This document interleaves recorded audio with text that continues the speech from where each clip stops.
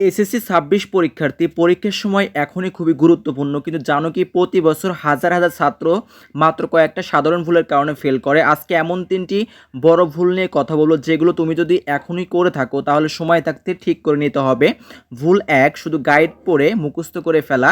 অনেকে ভাবে শুধু গাইড পড়লে সব হয়ে যাবে, কিন্তু বোর্ড প্রশ্নে যা চায় সেটা গাইডে থাকে না। সবসময় মুখস্থ করে বোঝার চেষ্টা না করলে পরীক্ষায় নম্বর কমে যায়। ২, রিভিশনের অভাব। পড়াশোনা করলেও যদি সময় মতো রিভিশন না করো তাহলে পরীক্ষার হলে কিছুই মনে থাকবে না। পড়া জমিয়ে রেখে শেষে পড়ে লাভ নেই, নিয়মিত চর্চা করতে হবে।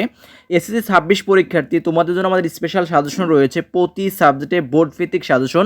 আমরা প্রতি সাবজেক্টে ম্যাথ, যেমন একটা বিষয় কথা বলে দিচ্ছি, এখানে 20টি প্রশ্ন দেবো। এই 20টি প্রশ্ন পড়লে তোমরা টেস্ট পরীক্ষায়, বোর্ড পরীক্ষায় 5 থেকে 6টি কমন থাকবে, এমসিকিউ 300টি দেওয়া হবে, সেখান থেকে 20টির উপরে কমন থাকবে।